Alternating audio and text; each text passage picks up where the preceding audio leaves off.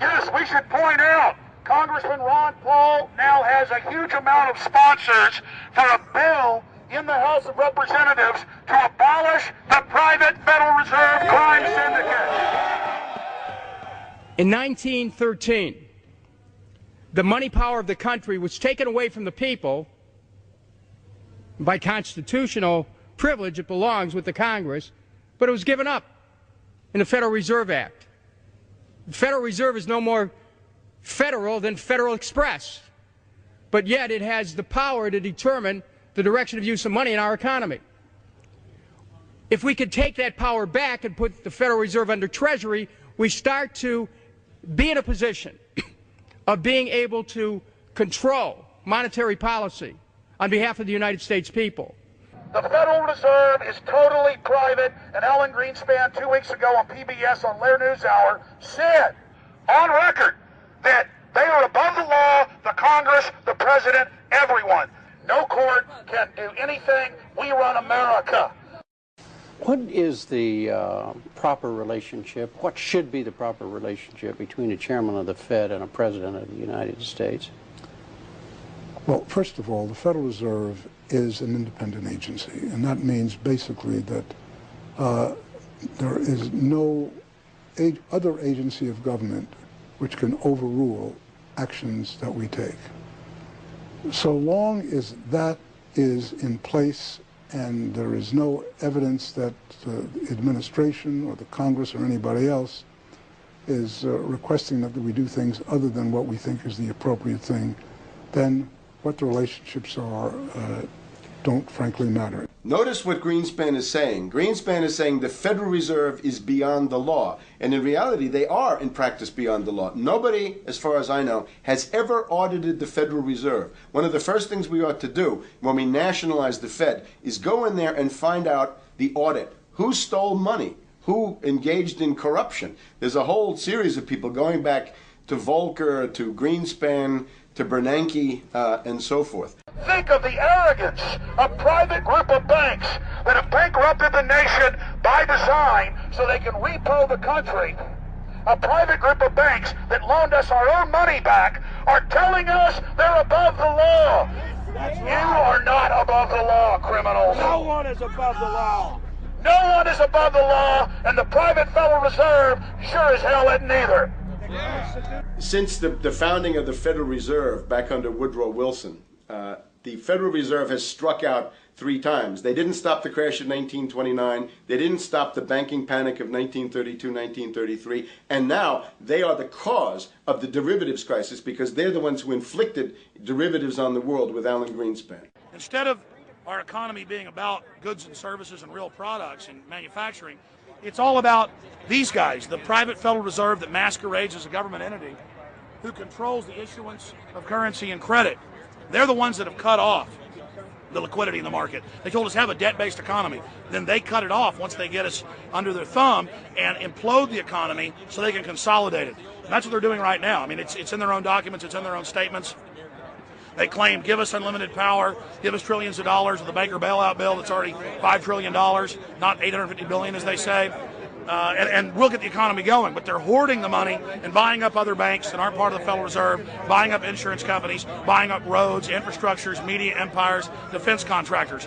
What the banks do is they implode an economy by cutting off credit, and then once things really fall to a low, and they know the low because then they buy everything up and start then putting more money back into the economy, and then they build it back up. So they build us up and then shear us, build us up and shear us.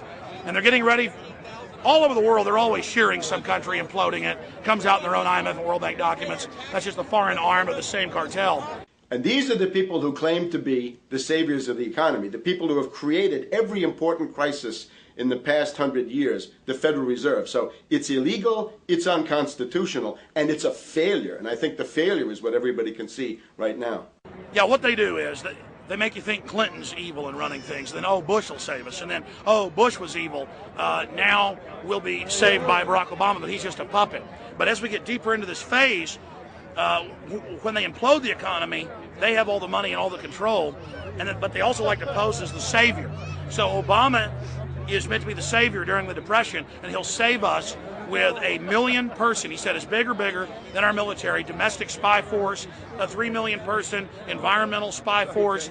So giving people these jobs to be government bureaucrats and spies to go out and manage the other 290-something million Americans. And so this is classical fascism. The communists also do it. Any vertically integrated command and control authoritarian system does this. So they're openly following what the same group of banks did in Germany, Russia. It's in the Communist Manifesto to have a private central bank, because the private central bankers actually wrote the ideas that they had Marx and Engels put out. People go, well, why would the banks want communism? It doesn't exist. They rape us, they consolidate us, they put us into work brigades, they make us slaves, and they say it's a people's paradise. Look at it, boy, you're really doing good. And then they transfer all the wealth of the nation offshore. The globalists are outside all the nations. That gives them safety, and they play countries off against each other. And so that's what we're facing and dealing with. And so they're bringing in classical, hardcore tyranny in the U.S., but we have the internet. We've grown our numbers. The alternative media has exploded. That's why they're trying to move in to shut down and regulate and tax the web, but it's too late for them. They're playing in the 19th century, 20th century rules. It's the 21st century, the century of resistance to tyranny. And so it's going to be one hell of a fight with the people and free humanity on one side and the New World Order on the other. And every one of you out there counts, needs to be involved in this fight like nothing you've been involved with before, because this is life and death. Everything depends on exposing these people. Everything depends on showing the people that this is the New World Order, this is the criminals. We're dealing with the king rats here, the people that are carrying out tyranny worldwide. And either they fall or we fall. Either worldwide darkness and a new age of tyranny and oppression and with a scientific overlay, or a new age of liberty and freedom and a new renaissance. The choice is the people's out there. Okay, we can tell you what's going on. You can check it out for yourself and find out it's true. But don't wait. Investigate now. Get involved now. Go out there and reach out now. We don't have time. If you're looking for the solution, look in the mirror. Look right into the mirror, because you out there, men, women, old, young, black, white, doesn't matter. It's going to be up to you if they win or if liberty succeeds and the people have a chance of having any future. These are cold-blooded eugenicists. These are cold-blooded people who think they're God, think that they're our masters, that think that we're animals. These are the guys that funded Lenin and Stalin and Hitler and Mao. These are the guys, it's all on record, that bankroll this stuff. They are hardcore vicious, and they must be resisted. Up until about the Kennedy assassination and the beginning of the war in Vietnam, the United States is a very powerful engine for world progress. It's the assassinations, the Kennedy assassination, and the others in the 1960s, the beginning of the Vietnam War, and the beginning of the absolute domination of the Wall Street Group over every other interest. Nobody else counts except the Wall Street money masters. That has now made the United States into no longer a force for progress, but something very different, often a force for destruction in the world. That doesn't need to remain that way.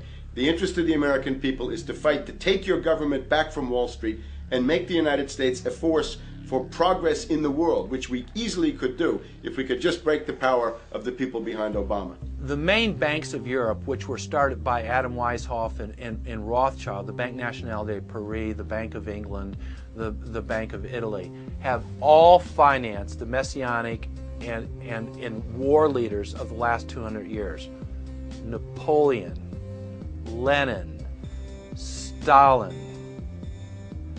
They backed Adolf Hitler. They backed Franklin Delano Roosevelt. And they are backing right now Barack Obama. The banking cartel had established a beachhead in 1913 through the Federal Reserve Act. In 1947, they set up a parallel shadow government through the National Security Act.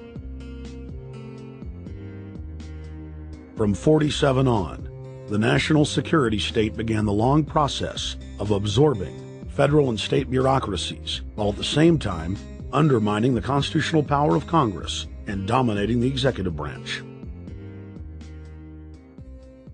By controlling the issuance of currency and credit, the private Federal Reserve was able to buy up most of the Fortune 500. And if a company wouldn't sell, the bankers would unleash federal regulators to run them out of business.